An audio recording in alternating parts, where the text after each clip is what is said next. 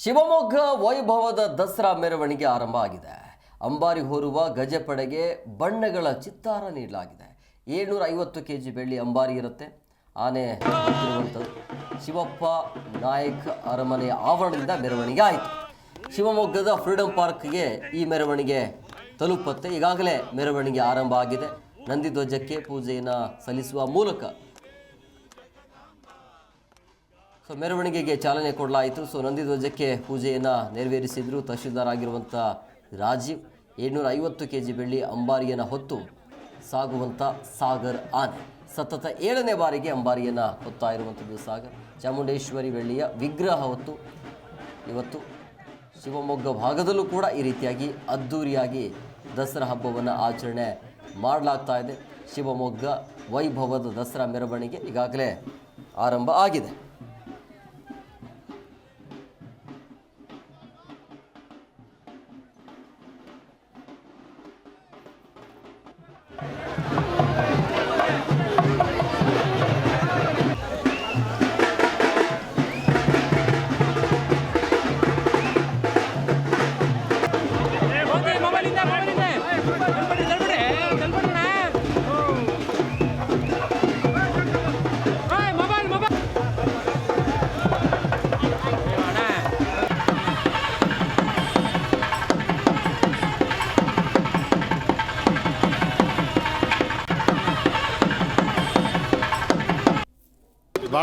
ಭಾಳ ಸಂತೋಷ.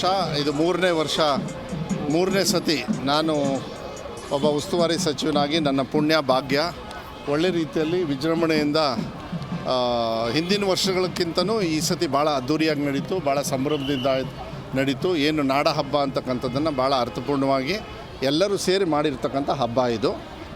ಎಲ್ಲ ಜಾತಿ ಧರ್ಮದವರು ಕೂಡ ಭಾಳ ಶಾಂತಿಯುತವಾಗಿ ಮಾಡಿರ್ತಕ್ಕಂಥ ಭಾಳ ಸಂತೋಷ ಆಗ್ತದೆ, ಭಾಳ ಖುಷಿ ಆಗ್ತದೆ. ಮಳೆ ಕೂಡ ಚೆನ್ನಾಗಿ ಆಗಿದೆ. ಬೆಳೆ ಹಾನಿಯಾಗಿರ್ತಕ್ಕಂಥದ್ದಕ್ಕೆ ಸಮೀಕ್ಷೆ ಮಾಡಿ ಮಾನ್ಯ ಮುಖ್ಯಮಂತ್ರಿಗಳು ಕೂಡ ಕೆಲವು ಸಹಕಾರವನ್ನು ಏನು ನಮ್ಮ ಸರ್ಕಾರದಿಂದ ಮಾಡಬೇಕೋ ನಾವು ಮಾಡ್ತೀವಿ ಅನ್ನೋದನ್ನ ಹೇಳಲಿಕ್ಕೆ ಇಷ್ಟಪಡ್ತೇನೆ. ಬೆಳಗ್ಗೆ ನಾನು ಊರಿಗೆ ಹೋಗಿ ನಮ್ಮೂರಲ್ಲೂ ಕೂಡ ಬನ್ನಿ ಮುಡಿತಾರೆ ಈಗ. ಇಲ್ಲಿ ಮುಗಿಸ್ಕೊಂಡು ನಾನು ಇಲ್ಲಿಂದ ತೀರ್ಥಹಳ್ಳಿಯಿಂದ ಸೊರಬದಲ್ಲಿ ಲಾಸ್ಟು ಬನ್ನಿ ಮುಡಿತಕ್ಕಂಥ ಒಂದು ಕಾರ್ಯಕ್ರಮನ ಭಾಳ ಸಂತೋಷದಿಂದ ಆಚರಣೆ ಮಾಡ್ತಕ್ಕಂಥದ್ದು. ಮತ್ತು ಎಲ್ಲರಿಗೂ ಕೂಡ ಇದನ್ನು ಚೆನ್ನಾಗಿ ಆಚರಣೆ ಮಾಡಿಕೊಟ್ಟಿರ್ತಕ್ಕಂಥ ಎಲ್ಲ ನಾಗರಿಕರಿಗೂ ಕೂಡ ಶಿವಮೊಗ್ಗ ಜಿಲ್ಲೆ ಮತ್ತು ಹೊರಗಡೆಯಿಂದನೂ ಬಂದಿರತಕ್ಕಂಥವ್ರಿಗೆ, ಯಾಕಂದರೆ